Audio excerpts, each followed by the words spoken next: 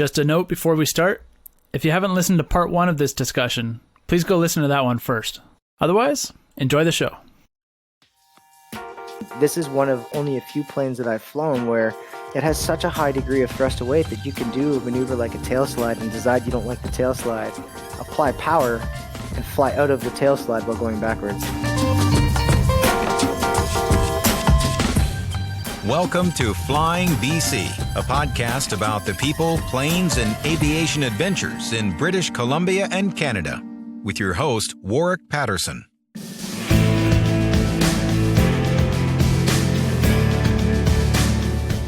I'm going to keep the intro to this episode pretty brief, as it's part 2 of our discussion with Geoff Latter. Geoff's an airline and airshow pilot, and in part 1, we talked about what it takes to develop an airshow routine, some of the techniques and development work he does before the season starts, and the business of airshows. In this episode, we dive deeper into his latest acquisition, a Yak-50. The story of finding that plane and bringing it to Canada is a good one, and then learning how to fly a single-seat aircraft that nobody really knows anything about. Geoff even had to teach himself Russian to read the POH. So I hope you enjoyed part 1. Here's part 2. Enjoy the show. Your latest acquisition, which is kind of got a cool story, and I think the story of getting your new Yak to Canada was, it was quite a process. So at the end of 2017, I was starting to think about, I wanted to have maybe a change in the airshow business. I don't think it's good to be stagnant and stay with the Nangchang forever. I love that airplane, by the way. I mean, I have had the opportunity to fly a large number of warbirds, including some big piston fighters, and I can honestly tell you that the Nangchang is my absolute favorite flying of the group. And I'm a little biased, maybe because it meant so much to me, because it took so long for me to get it. And I got to be honest with you, when I first started saying I wanted to get into aviation and even into air shows, I spent most of the time hearing two things.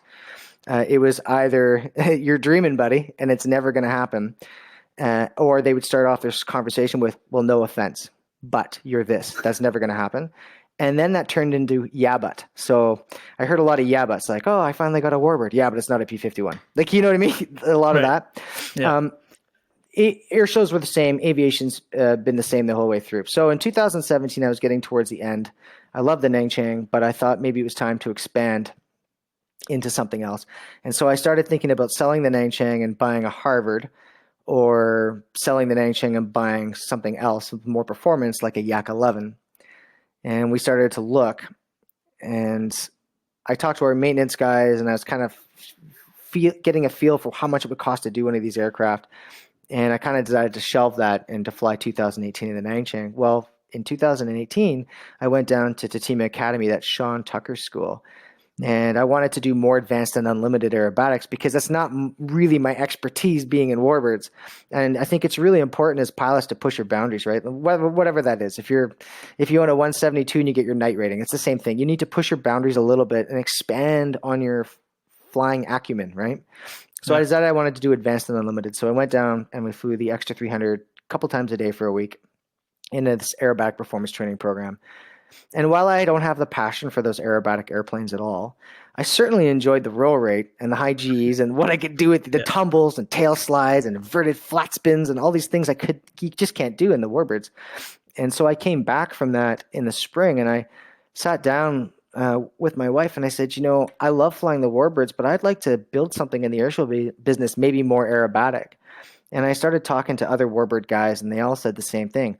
You should look at a Yak-50. A Yak-50 has the aerobatic capabilities nowhere close to an Extra 300, but it has a warbird history because it was developed by the Yakovlev Design Bureau, which was the famous World War II Russian fighter design bureau out of Moscow.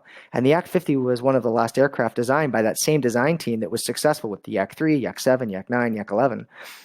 And so I started looking at the airplane, and I don't know, I wasn't convinced at first.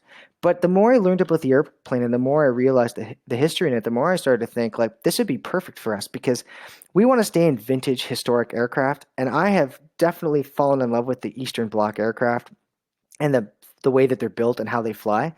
And I really thought it was neat, especially because they made 312 Yak-50s plus 2 test bed aircraft, so 314 in total. There are only 80 left because there's no general aviation in the Soviet Union. So they were all part of something called the DOSAF, which was a loose arm of their Air Force, their Army, and their Navy aviation.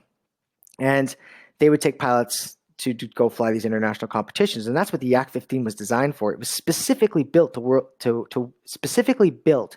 win the World Aerobatic Championships in the late 1970s. And I read that. And I was trying to think of what it was up against at the time. What would like America be Zlins flying? were really popular. Okay. The big teams in that time was the British national team, the French national team, and the German national team. And they were handing Russia their rear end at all of these competitions. And they said, enough is enough. Now, they had some Zlins come to the Czech Republic that they were using that were very good airplanes, but they wanted something of their own. And so they went to this Yak-50 Design Bureau and said, can you do it? And they said, sure. And they took the Clark YH airfoil, but in the low planform shape of it, the same that they had on their Yak-3 fighter. So it's a super fast flying wing, right? Mm-hmm. They put big ailerons on it. They put the landing gear. The original ones were tracted inward. And they realized the airplane wasn't draggy enough on downline. So they actually took the landing gear off of a Yak-18, which was 160 horsepower, tandem seated, fabric primary trainer. And they put that landing gear on the airplane because the gear sticks out a little bit. So it gave a bit more drag on the downline. They originally were flush riveted like a fighter, and then they took out the flush rivets and put in normal rivets. There's a lot of neat history in that airplane, which is why we wanted to get it. And I kind of thought, it's the perfect blend because it has that warbird history, but it's not a military airplane per se. It was built for competition and specifically for the World Airbag Championships. And there was only 80 left, of which at the time only 19 were flying. Wow. Because when the Russians moved off the Yak-50, they developed a plane, the Yak-55, and eventually the Sukhoi line of aircraft. Well, in the Soviet Union, they didn't park them and sell them. I mean, they just cut their wings off. And so those 80 airplanes that survived, most of them ended up in barns in Eastern Europe. And then they started to come out to the West in the 1990s, after Perestroika and Glasnost started and the Berlin Wall came down and those kind of things. So we started looking at this airplane, and the more I read about it, the more interested I was in it. We started talking to people, and we located one in Australia, and it was in a private collection. So this guy had bought it in '94. Our particular airplane won twice at the Worlds in the 1980. I think it was 1980 and 81 actually. And it had been put in a barn so that no one would cut the wings off of it and destroy it.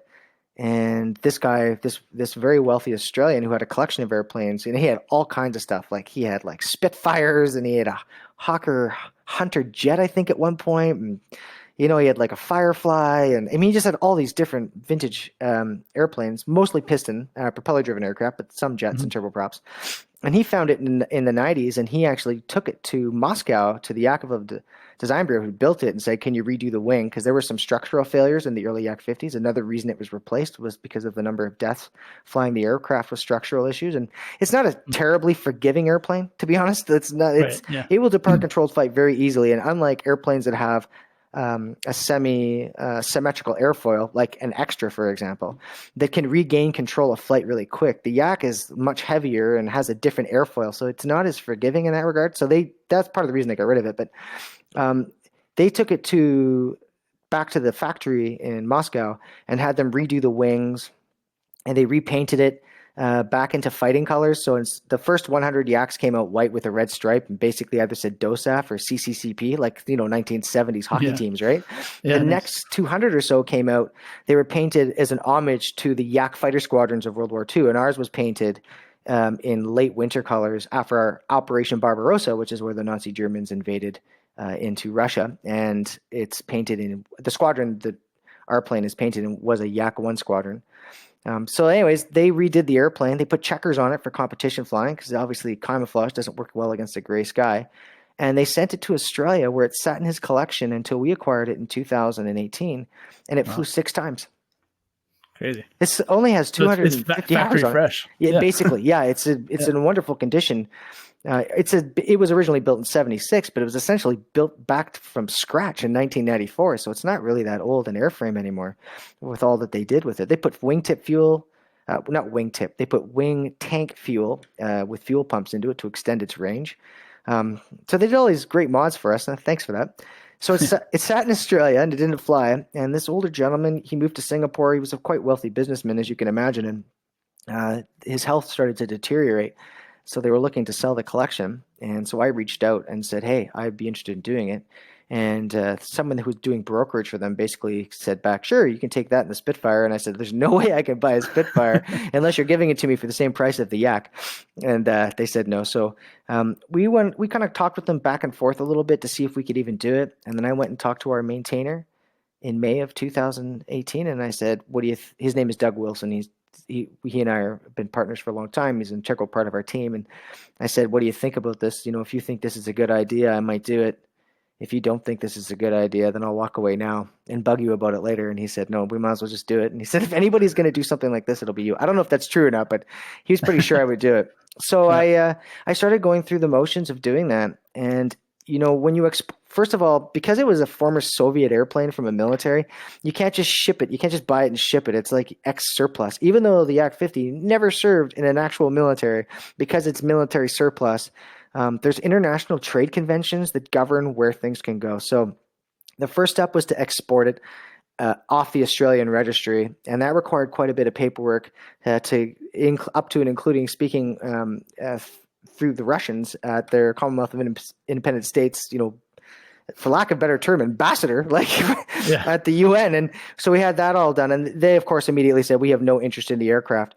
I was really lucky. There's a gentleman named John Sessions. He has the Heritage Flight Foundation down in Everett, and he's involved in airshows, so I know him through there. So I was able to speak with him, and he's such a gentleman. I always say, if I ever grow up, I hope I grow up like him, but he's such a gentleman. He said, he gave me a bunch of advice on how to do that, including this company in the United States that basically does the equivalency of a title search. So they go to make sure there's no liens on the aircraft, who actually owns the airplane, because you can own an airplane and not realize that you don't actually own it. So especially when you're moving across borders, and I'm trying to ship an airplane. So I phoned this company in the States, and they basically tell me no, because they don't work with light aircraft. I mean, if I was going to buy a P-51, maybe, but otherwise they're looking at, taking 767s in the deserts and selling them to other airlines. It's not really their thing to do what I was doing. And I said, oh, well, John Sessions told me to chat with you. And they said, oh, you're a friend of John Sessions. So they did a huge title search for me for free. Wow. It was amazing. Yeah. And they did all that, found out, that's how I found out, that I need to go through some certain steps. And through them, that led me speaking with the Australian government to get an export license for the aircraft. So you have to deregister the airplane in Australia and then get an export license for it because of this ex-military status. Right. So once that was done, we knew that was done. Or I shouldn't say once that was done, sort of at the same time that was going on, I was talking with Transport Canada. So there is another Yak-50 in Canada. It's in Eastern Canada. But every region sort of has their own fencing, if you will, their own silos that they work in. And so I spoke with Transport Canada to make sure that I could get a certificate of registration so that I could actually import the aircraft. And they said, sure, that's no problem. Incidentally, the process was supposed to take 20 days. It took just shy of 5 months to get done. But we went through that process. And then we needed to import the aircraft. And so all of these international trade conventions and all of these different international policies, wasn't just, in my mind, I thought. It's like trying to import Russian arms into Canada. Totally. Like in my mind, I had never done this before. And I'm very much, maybe in a bad way, but I'm very much willing to try just about anything. Like whether I'm eating a food I've never seen before or importing an airplane that I've never done before. So I'm just willing to try. So in my mind, I could get it to Brisbane, Australia, and then use a common shipping company that ships to Vancouver Harbor direct with goods, and that would work. But that's not at all how that works. So I actually had to ship it to New Zealand. And from New Zealand, they shipped it to Oakland, California, and there was paperwork on that leg. And then from Oakland to Vancouver was a walk in the park. It's because Canada and the U.S. do trade all the time. So it wasn't a huge deal. But I ended up using a company called Cole International. And they're essentially a freight forwarder, but they specialize in odd and unique things. Like when you want to send helicopters to Mozambique to do something with pest control, and your helicopter's sitting in Switzerland, Cole International is the type of company you call, and they do that with helicopters in Canada to go fight forest fires in other nations.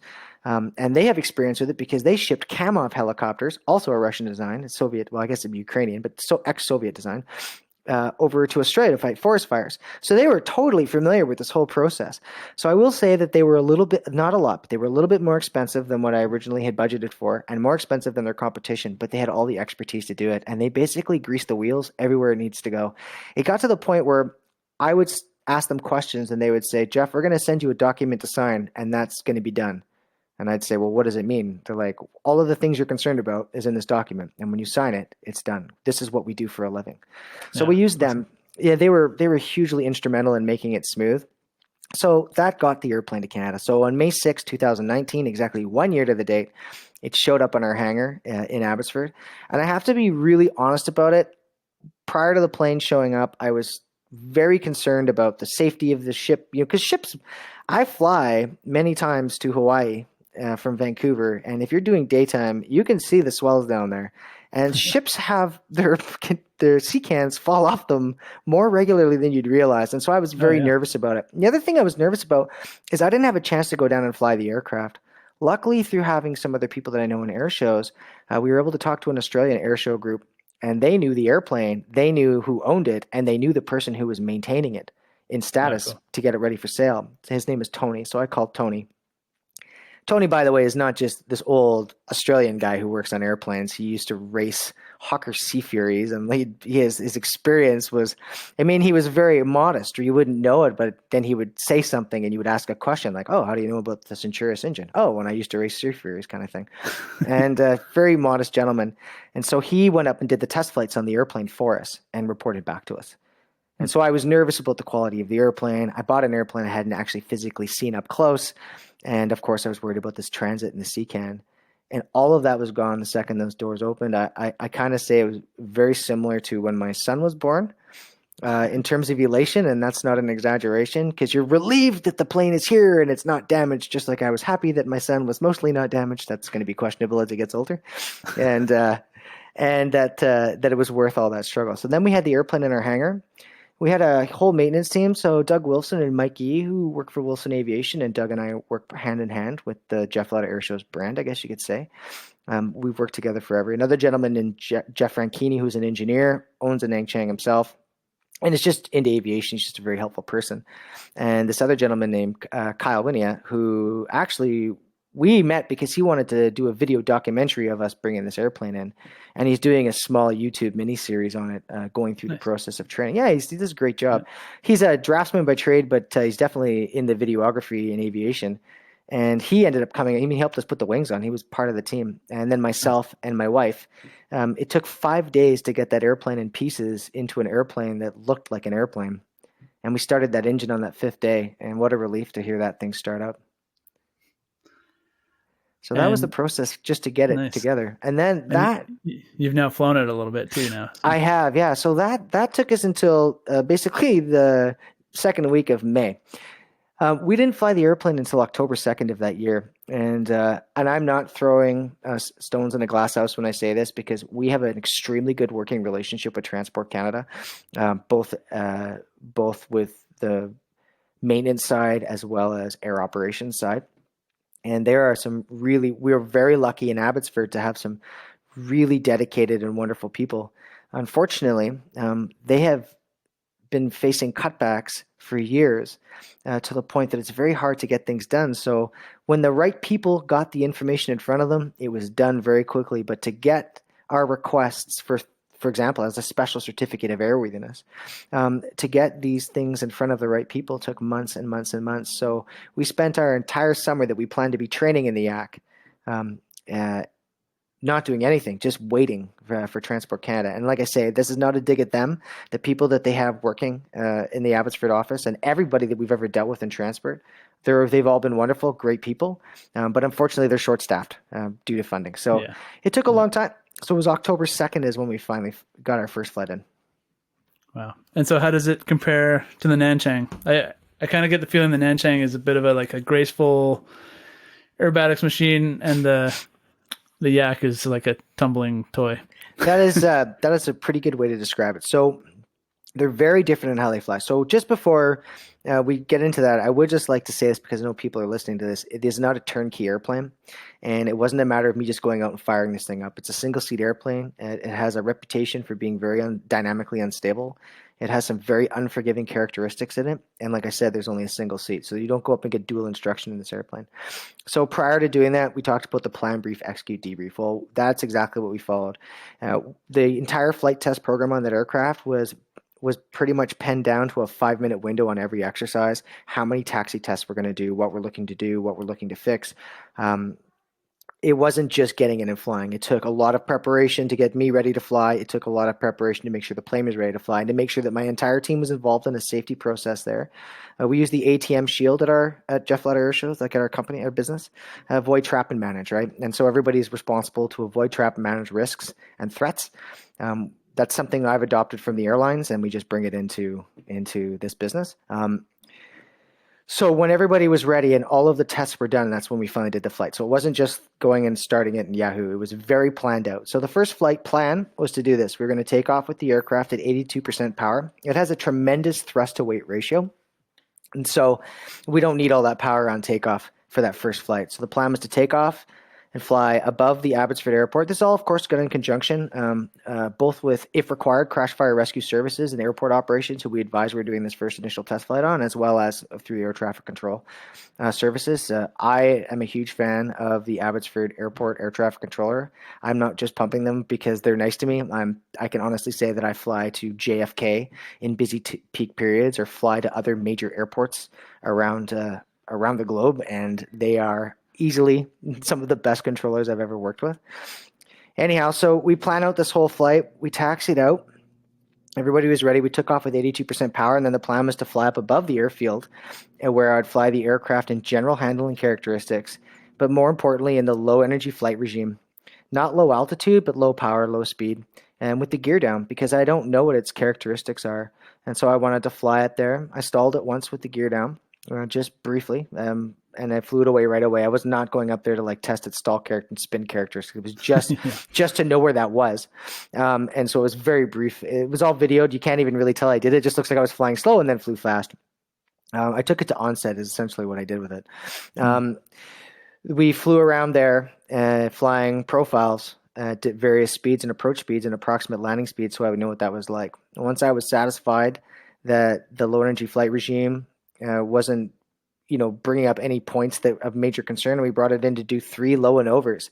This is not an air show low and over. This is not the 240 knots, 5 feet off no, not at all. This is where we come into ground effect with the aircraft in the landing configuration, but then we just fly it in ground effect for as long as we feel like, and then we do a go around and do it again. This is so we can get a feel for the difference in the low energy flight regime from when it's in the air to when it's in ground effect, because that does change the characteristics, as you know, of how the aircraft will fly. So we did that 3 times. On the first one, I actually touched the wheels because, it's a very nose-high airplane, similar to some of the big piston warbirds. And as a result, when you're sitting on the ground, I spent hours in the airplane facing an open horizon at our hangar so I could see where the sight lines were on the canopy, was what you do in a normal airplane. But there's nothing. The canopy's higher than the horizon. So you're looking on the fuselage and the wing for that. And as a result of that, and when that's the landing attitude, incidentally, it is predominantly landed 3-point because it has a 9-foot prop. And if the plane is ever to be landed or brought to a true 2-point attitude yield, the prop will hit the ground. And so now that I've experienced in the airplane, if it's windy, I'll do a tail low landing. So it's not really a 2-point, but it's not a 3-point either, where I can fly it on a little bit. But the recommendation from every pilot I've ever known that's flown a Yak-50 and from the actual manufacturer was to 3 points. So we planned to land 3 points. So the first time I was in ground effect, I misjudged that. It bounced. And I applied full power out of not necessity, but out of just a normal habit during a go around. When you don't like what you see, you apply full power, reconfigure the aircraft for climb and leave the area, essentially climb to altitude.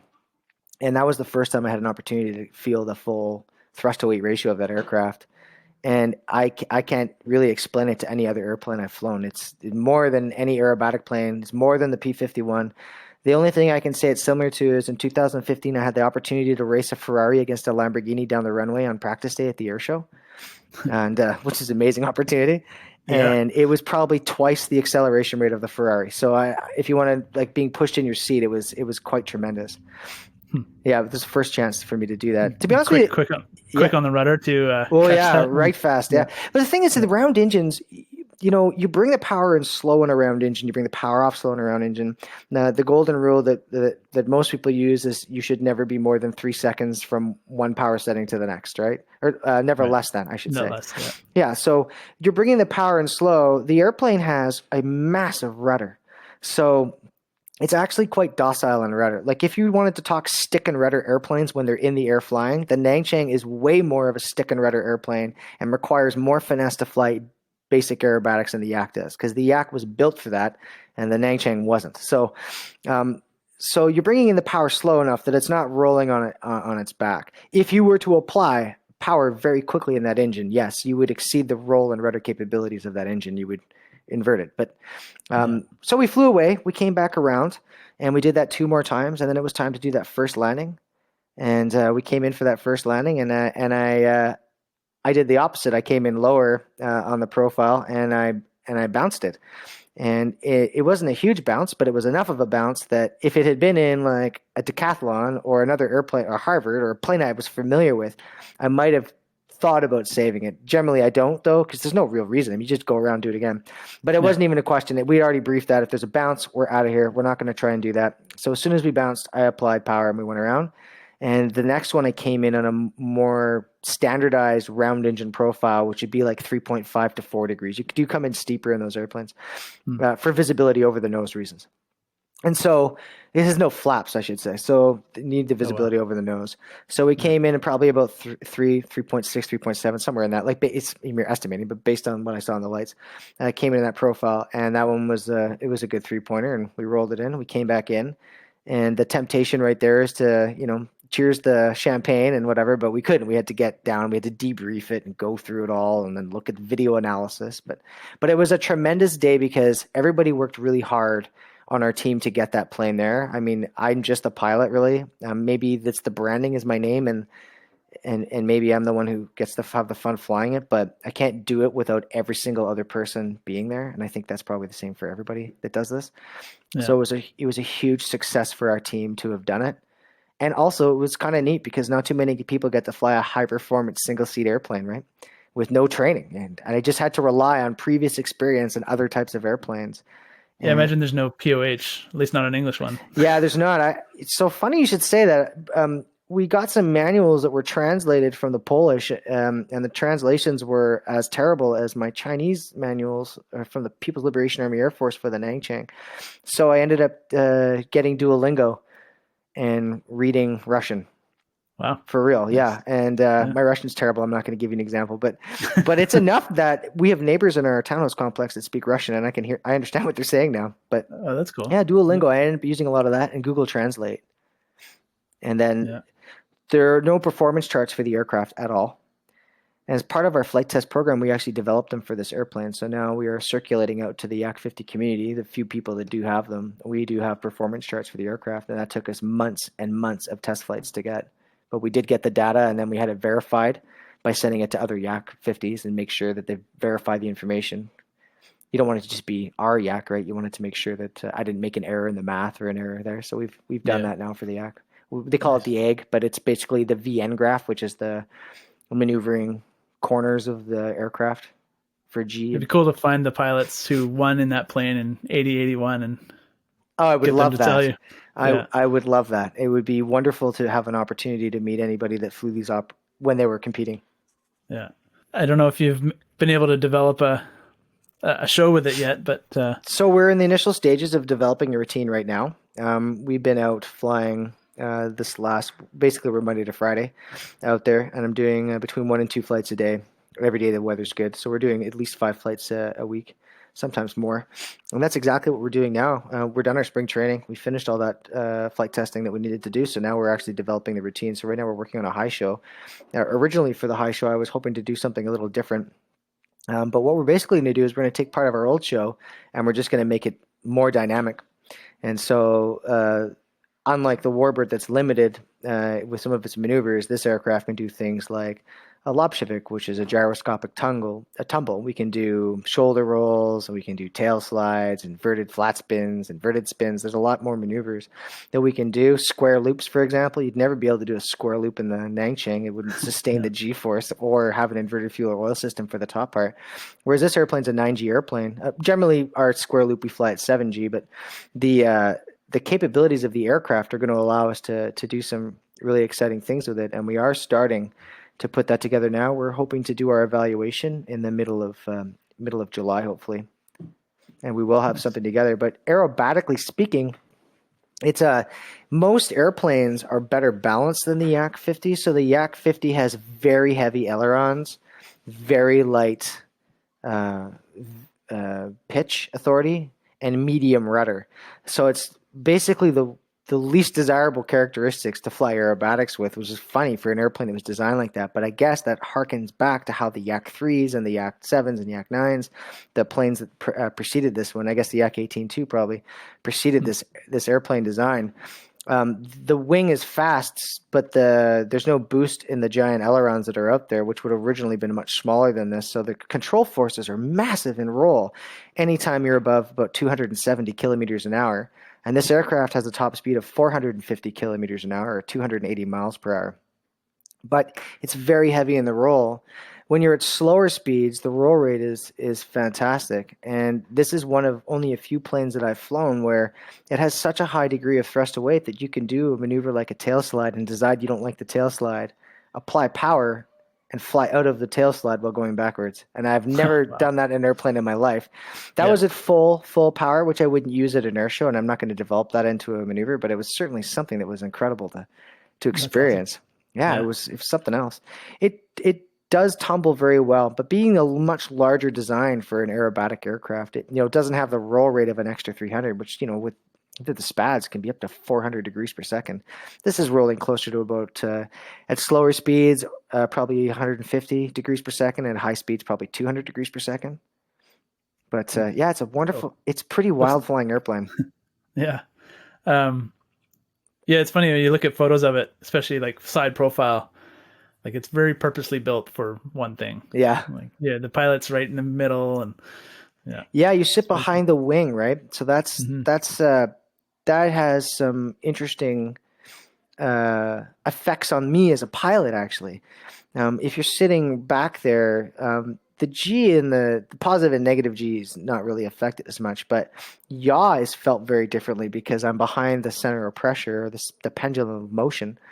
I'm behind that pivot point. You're swinging around a lot more. Yeah, so when you do like a tumble, so you're going to be rolling to the right, yawing to the left, and -3, -4G initially anyways, to get it going over the top. It literally slings you out sideways. So we actually put in a 7-point harness. It originally had a 5-point harness. We put in a 7-point harness with a ratchet to really tighten me into that thing because you're behind that pivot point, and it's that much more dramatic being behind it. And that's probably one of the only airplanes I've flown where you're that far behind the pivot point, because that's not common in warbirds. No. Awesome. And you said you had a story of why you wear a helmet. Yes. And suit and gloves all the time. Yeah. So it's a pretty, probably the most important part. So when I first started flying, I was always wearing a cloth helmet with goggles because I just like the look of it. And when I started flying air shows, I talked to a gentleman, Bruce Evans, and he pulled me aside and he said, I used to fly a Stearman, and I was flying one for a museum, and I had the engine come off. And the only reason I lived is because I was wearing a helmet.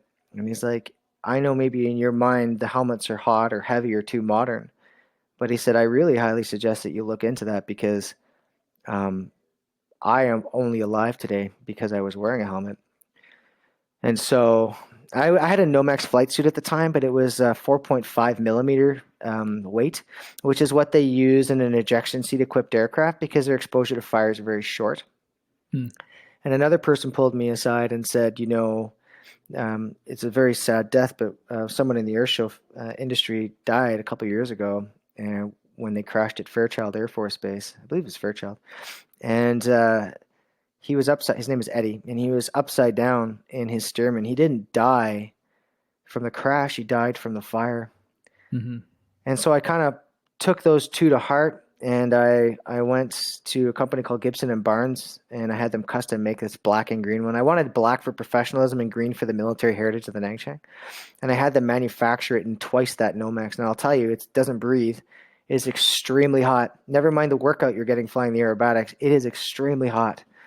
But, it's going to give me the difference between, 6 seconds in open flame, and they say up to 35 seconds, and that might make the difference between being alive and being dead. I won't ever get in a light airplane to do what I do without a helmet. It doesn't matter if I'm flying my Nangchang to go meet someone at Chilliwack for pie. I wear my Nomex gloves, I wear my Nomex flight suit, I wear boots, and I wear my parachute, and I wear my helmet, and I make sure that they are all serviceable. And after a while, I kind of realized my wife's wearing a Bose headset and doesn't have one, so she wanted a helmet. Now, the helmet I wear is quite expensive. It's made in New Zealand. It's actually an NHRA rated helmet, so that's a racing helmet. Unlike the Gentex make them, they're an HGU series helmets, kind of like what you see the snowbirds wear. They are not NHRA rated. They will give you some protection. Those are not what you want to hit your head with on the stab if you bail out or if there's a crash. But they at least offer something.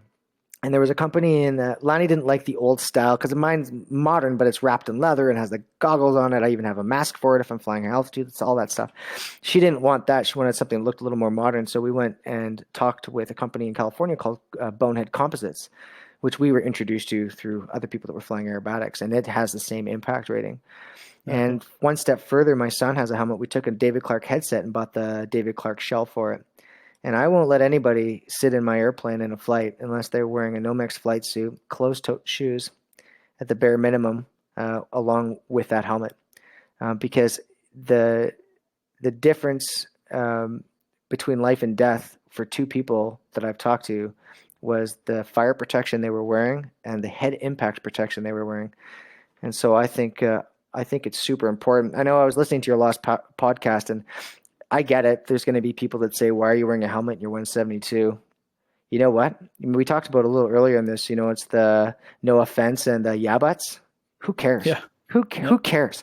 It doesn't matter what people think. It only matters that you're safe, right? And if someone thinks you look and is going to make fun of you from, wearing your helmet in your 172 and it makes you feel safer, then do it.